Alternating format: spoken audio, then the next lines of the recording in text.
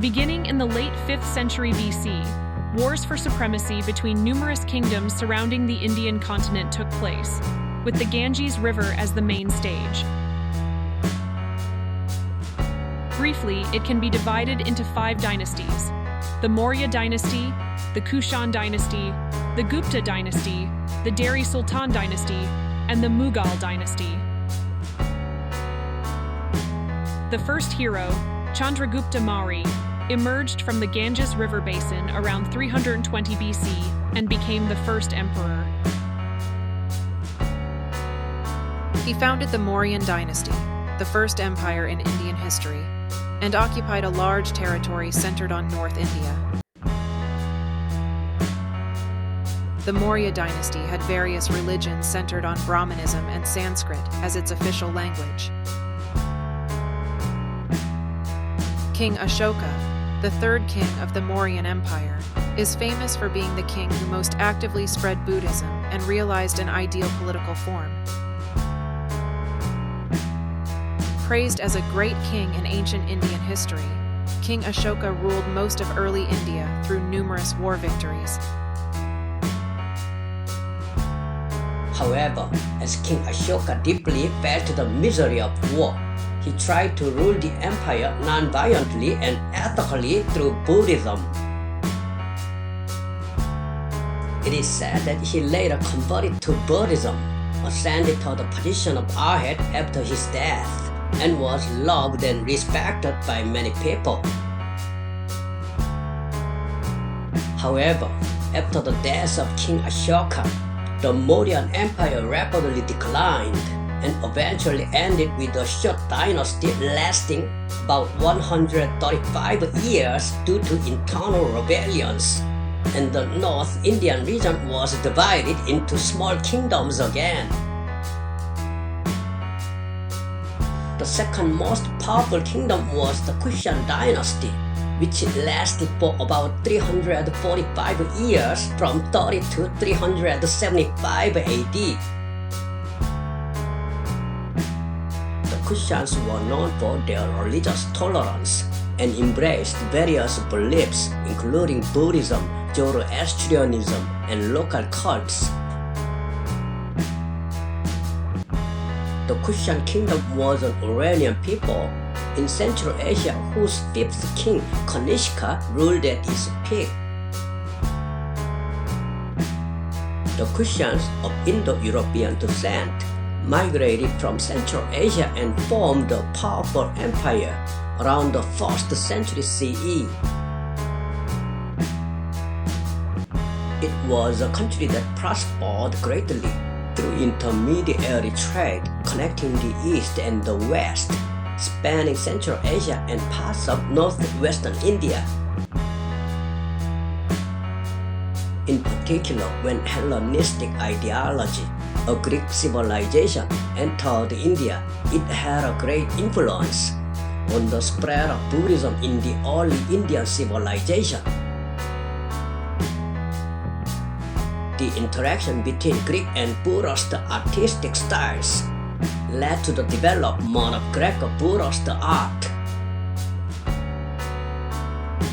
This art form depicted Buddhist figures and stories in a Greco-Roman style, making Buddhism more accessible to non-Indians.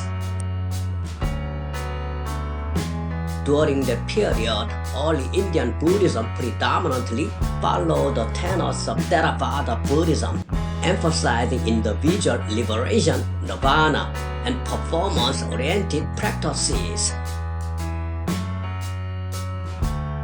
This form of Buddhism was also referred to as Theravada Buddhism. As the issue Hellenistic ideology and sculpture culture that placed importance on humans were introduced, numerous Buddhist statues in the shape of Buddha were created. Buddhism became more and more understandable and approachable to the people. From early Buddhism, which emphasized individual liberation and nirvana, the Mahayana idea of achieving paradise and salvation was born.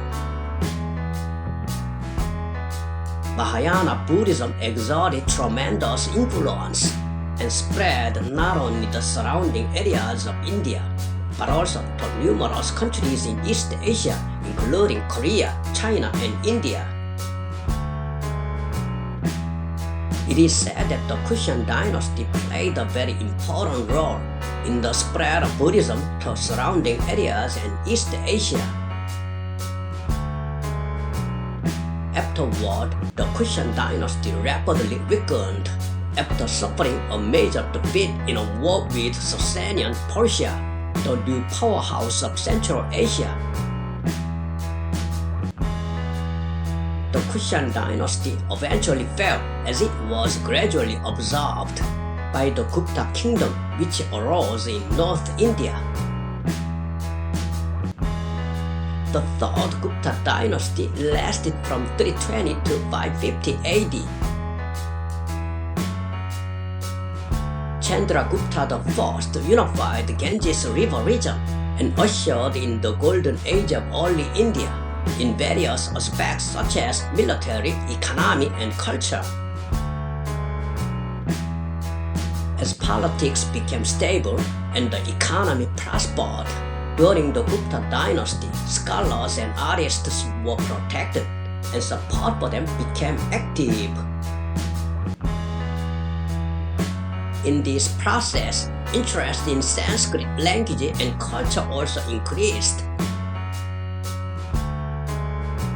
The Gupta dynasty achieved great feats in literature, art, natural science, and mathematics, where they made particularly remarkable progress. In Buddhism, zero is expressed as an intangible ball, and the language that was created by combining this Buddhist concept with Indian mathematics was the birth of the number zero. Zero means emptiness without substance, and all beings are said to appear and disappear temporarily in this emptiness.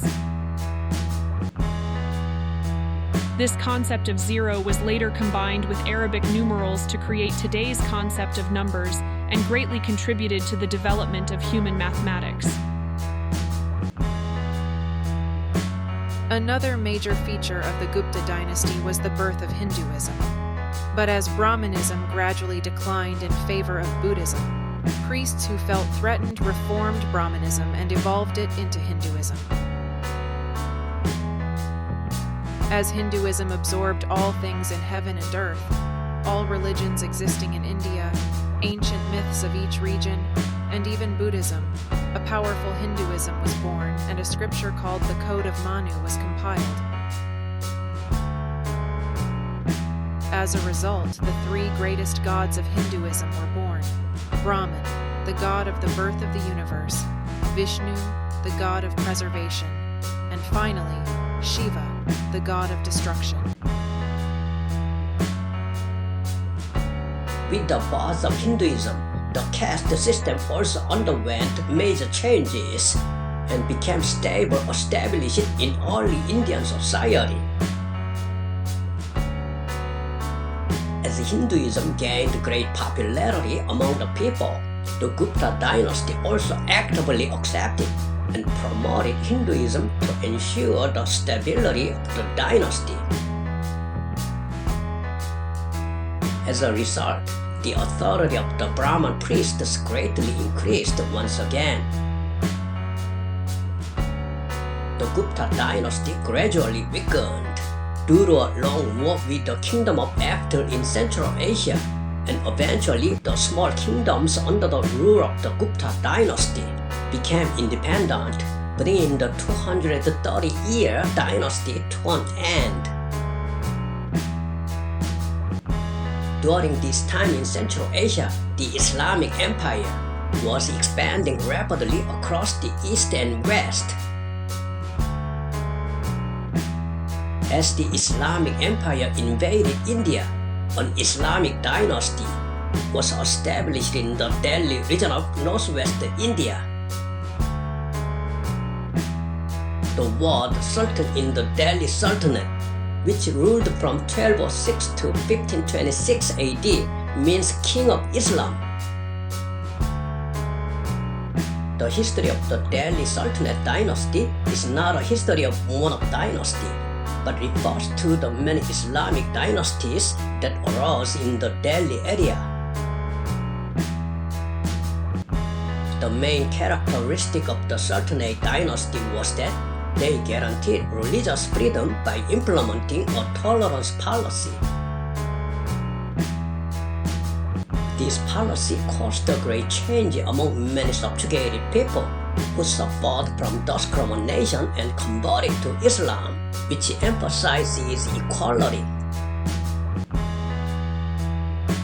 As time passed, the Sultanate gradually disappeared due to internal divisions and domestic chaos, and the empire that later unified the divided North India was the new strong Mughal Empire. King Babur of the Mughal Empire called himself an Islamic descendant of Mongol Timur, and his dynasty continued for 329 years from 1526 to 1857 AD. The Mughal Empire was a dynasty that unified the entire Indian continent, excluding parts of southern India, and built a large empire closest to today's Indian territory. The Mughal Empire was also an Islamic country, but Emperor Akbar, who reached his peak, did not enforce Hinduism and instead pursued the policy of tolerance, similar to that of the Delhi Sultanate. The empire guaranteed religious freedom and emphasized the coexistence and harmony of Islam and Hinduism in India. As a result, a unique Indian culture that combines Islam and Hinduism emerged. Among them, a representative example is the huge tomb built by King Shah Jahan in the early 17th century to mourn the death of his queen. This monument is the Taj Mahal, one of the 7 wonders of the world that combines Indian and Persian Islamic styles. The Taj Mahal has an Islamic architectural style, but an internal structure carved with Hindu decorative patterns, and is known as the greatest building of the Mughal Empire. It is a jewel of Muslim art located in India, and was listed as a UNESCO World Heritage Site in 1983, receiving praise as a masterpiece that humanity can universally admire. During the reign of Shah Jahan's son Aurangzeb, unlike previous kings, the policy of tolerance was abolished. They introduced a head tax or capitation tax to collect taxes from Hindus, and enforced coercive rule by destroying Hindu temples. A head tax or capitation tax is a policy that imposes a uniform tax on all adults, regardless of their income or wealth. After the death of Aurangzeb and the Hindu uprising against this, the Mughal Empire began to decline. The Mughal Empire, the last unified dynasty that Indians were most proud of, came to an end when it was destroyed by the British in 1857. Thank you for watching. This is Gina, and I worked alongside Aaliyah and Tony.